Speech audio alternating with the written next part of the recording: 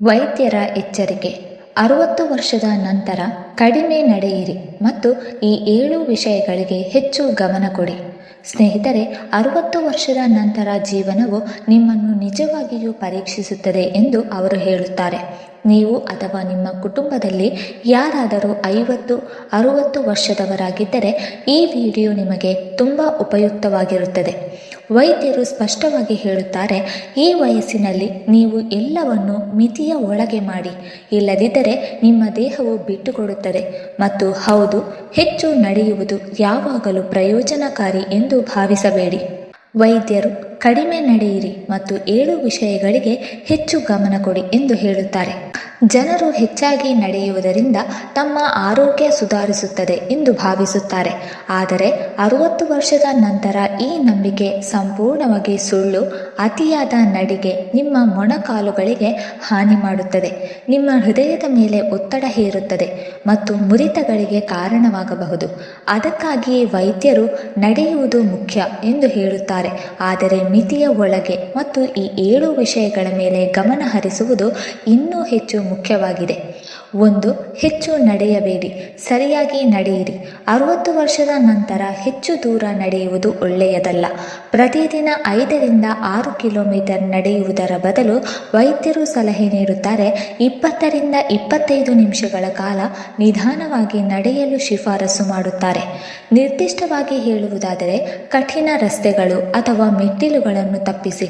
ಇದು ನಿಮ್ಮ ಮೊಣಕಾಲುಗಳ ಮೇಲಿನ ಒತ್ತಡವನ್ನು ಕಡಿಮೆ ಮಾಡುತ್ತದೆ ಮತ್ತು ಮೂಳೆಯ ಬಲ ಕಡಿಮೆಯಾಗಿರುವುದರಿಂದ ಅತಿಯಾದ ನಡಿಗೆ ಹಾನಿಕಾರಕವಾಗಿದೆ. ಇದಕ್ಕೆ ನಾವು ಏನು ಮಾಡಬೇಕು? ಯಾವಾಗಲೂ ಬೆಳಿಗ್ಗೆ ಅಥವಾ ಸಂಜೆ ನಡೆಯಿರಿ. ಆರಾಮದಾಯಕ ಬೂಟುಗಳನ್ನು ಧರಿಸಿ. ಸಮತಟ್ಟಾದ ಹಸಿರು ಪ್ರದೇಶವನ್ನು ಆರಿಸಿ. 2ನೇದಾಗಿ, ಪ್ರೋಟೀನ್ ಮತ್ತು ಕ್ಯಾಲ್ಸಿಯಂ ಕೊರತೆಯನ್ನು ತಪ್ಪಿಸಿ. 60 ವರ್ಷದ ನಂತರ ಮೂಳೆ ಮತ್ತು ಸ್ನಾಯುಗಳ ಬಲ ಕಡಿಮೆಯಾಗಲು ಪ್ರಾರಂಭಿಸುತ್ತದೆ. ಅದಕ್ಕಾಗಿಯೇ ವೈದ್ಯರು ಹೇಳುತ್ತಾರೆ, ನಿಮ್ಮ ಆಹಾರದಲ್ಲಿ ಪ್ರೋಟೀನ್ ಮತ್ತು ಕ್ಯಾಲ್ಸಿಯಂ ಇರುವ ಆಹಾರವನ್ನು ಸೇರಿಸಿ. ಇದು ಏಕೆ ಅಗತ್ಯ? ಕಡಿಮೆ ಪ್ರೋಟೀನ್ ದುರ್ಬಲ ಸ್ನಾಯುಗಳು. ಹಾಲು, ಮೊಸರು, ಚೀಸ್, ಸೋಯಾಬೀನ್, ದ್ವಿದಳ ಧಾನ್ಯಗಳು, ಹಸಿರು ಎಲೆಗಳ ತರಕಾರಿಗಳು, ಎಳ್ಳು, ಬಾದಾಮಿ. 3. ಜಲ ಸಂಚಯನದ ಮೇಲೆ ಗಮನ ಹರಿಸಿ. ಈ ವಯಸ್ಸಿನಲ್ಲಿ ದೇಹವು ನೀರನ್ನು ಬೇಗನೆ ಕಳೆದುಕೊಳ್ಳುತ್ತದೆ. ನಿರ್ಜಲೀಕರಣವು ರಕ್ತದೊತ್ತಡದಲ್ಲಿ ಇಳಿಕೆ ಮತ್ತು ತಲೆತಿರುಗುವಿಕೆಗೆ ಕಾರಣವಾಗಬಹುದು. ಇದಕ್ಕೆ ನಾವು ಏನು ಮಾಡಬೇಕು? ಪ್ರತಿದಿನ ನೀವು 8-10 ಗ್ಲಾಸ್ ನೀರು ಕುಡಿಯಿರಿ. ತೆಂಗಿನ ನೀರು, ಸೂಪ್, ನಿಂಬೆ ನೀರು ಸೇರಿಸಿ. ಚಹಾ ಅಥವಾ ಕಾಫಿಯನ್ನು ಮಿತಿಯಲ್ಲಿ ಇರಿಸಿ. 4. ನಿಮ್ಮ ಹೃದಯದ ಆರೋಗ್ಯವನ್ನು ಮೇಲ್ವಿಚಾರಣೆ ಮಾಡಿ. 60 ವರ್ಷದ ನಂತರ ಹೃದಯ ಕಾಯಿಲೆಗಳು ಅತಿ ದೊಡ್ಡ ಬೆದರಿಕೆಯಾಗುತ್ತದೆ. ನೀವು ಹೆಚ್ಚು ನಡೆದ ನಂತರ ನಿಮಗೆ ಉಸಿರಾಟದ ತೊಂದರೆ ಅಥವಾ ಎದೆ ನೋವು ಕಾಣಿಸಿಕೊಂಡರೆ ತಕ್ಷಣ ವೈದ್ಯರನ್ನು ಸಂಪರ್ಕಿಸಿ. ಇದಕ್ಕೆ ನಾವು ಏನು ಮಾಡಬೇಕು? ಪ್ರತಿ ವರ್ಷ ನಿಮ್ಮ ECG ಮತ್ತು BPಯನ್ನು ಪರೀಕ್ಷಿಸಿಕೊಳ್ಳಿ. ಲಘು ವ್ಯಾಯಾಮ ಮಾಡಿ. ಯೋಗ ಮತ್ತು ಪ್ರಾಣಾಯಾಮ ಅಳವಡಿಸಿಕೊಳ್ಳಿ. ಅತಿಯಾದ ಒತ್ತಡವನ್ನು ತಪ್ಪಿಸಿ. 5.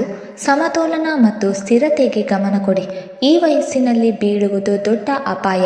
ದುರ್ಬಲಗೊಂಡ ಮೂಳೆಗಳಿಂದಾಗಿ ಸಣ್ಣದೊಂದು ಬೀಳುವಿಕೆ ಕೂಡ ಗಂಭೀರ ಗಾಯಕ್ಕೆ ಕಾರಣವಾಗಬಹುದು. ನಾವು ಇದಕ್ಕೆ ಏನು ಮಾಡಬೇಕು? ಮನೆಯಲ್ಲಿ ಜಾರು ಚಾಪೆಗಳನ್ನು ಇಡಬೇಡಿ. ರಾತ್ರಿ ಬಲ್ಬ್ ಹಚ್ಚಲು ಮರೆಯಬೇಡಿ. ವಾಕಿಂಗ್ ಸ್ಟಿಕ್ ಬಳಸಿ. 6ನೇದಾಗಿ, ಸಾಕಷ್ಟು ನಿದ್ರೆ ಪಡೆಯಿರಿ. 60 ವರ್ಷದ ನಂತರ ನಿದ್ರೆಯ ಅವಶ್ಯಕತೆ ಕಡಿಮೆಯಾಗುತ್ತದೆ, ಆದರೆ 6-7 ಗಂಟೆಗಳ ಕಾಲ ನಿದ್ರೆ ಅತ್ಯಗತ್ಯ. ನಿದ್ರೆಯ ಕೊರತೆಯು ಸ್ಮರಣಶಕ್ತಿ, ಹೃದಯದ ಕಾರ್ಯ ಮತ್ತು ರಕ್ತದಲ್ಲಿನ ಸಕ್ಕರೆಯ ಮೇಲೆ ನಕಾರಾತ್ಮಕ ಪರಿಣಾಮ ಬೀರುತ್ತದೆ. ನಾವು ಇದಕ್ಕೆ ಏನು ಮಾಡಬೇಕು? ನೀವು ಮಲಗುವ ಮುನ್ನ ಮೊಬೈಲ್ನಿಂದ ಅಂತರವನ್ನು ಕಾಯ್ದುಕೊಳ್ಳಿ. ಲಘು ಭೋಜನ ಮಾಡಿ. ನಿದ್ರೆಗೆ ಒಂದು ನಿರ್ದಿಷ್ಟ ಸಮಯವನ್ನು ನಿಗದಿಪಡಿಸಿಕೊಳ್ಳಿ. 7ನೇದಾಗಿ, ನಿಯಮಿತವಾಗಿ ಆರೋಗ್ಯ ತಪಾಸಣೆ ಮಾಡಿಸಿಕೊಳ್ಳಿ. 60 ವರ್ಷ ವಯಸ್ಸಿನ ನಂತರ ಪ್ರತಿ ವರ್ಷ ಪೂರ್ಣ ದೇಹದ ತಪಾಸಣೆ ಅತ್ಯಗತ್ಯ. ಯಾವ ಪರೀಕ್ಷೆಗಳು?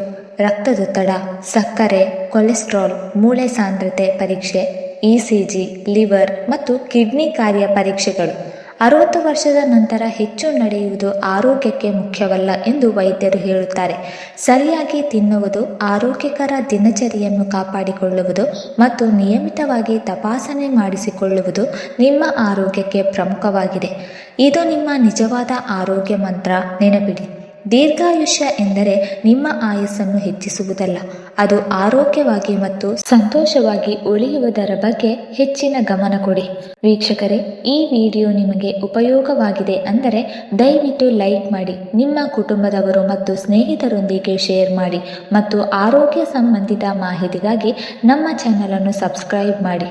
ನಿಮ್ಮಲ್ಲಿ ಯಾವುದಾದರೂ ಪ್ರಶ್ನೆಗಳಿದ್ದರೆ ಅಥವಾ ಮುಂದಿನ ವಿಡಿಯೋ ಯಾವ ವಿಷಯದ ಮೇಲೆ ಬೇಕು ಅನ್ನೋದನ್ನು ಕಮೆಂಟ್ನಲ್ಲಿ ಬರೆಯಿರಿ.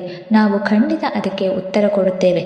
ಮತ್ತೆ ಮುಂದಿನ ಆರೋಗ್ಯಕರ ವಿಡಿಯೋದಲ್ಲಿ ಭೇಟಿಯಾಗೋಣ. ಅಷ್ಟರವರೆಗೆ ಆರೋಗ್ಯವಾಗಿರಿ, ಸಂತೋಷವಾಗಿರಿ. ನೋಡಿದ್ದಕ್ಕಾಗಿ ಧನ್ಯವಾದಗಳು.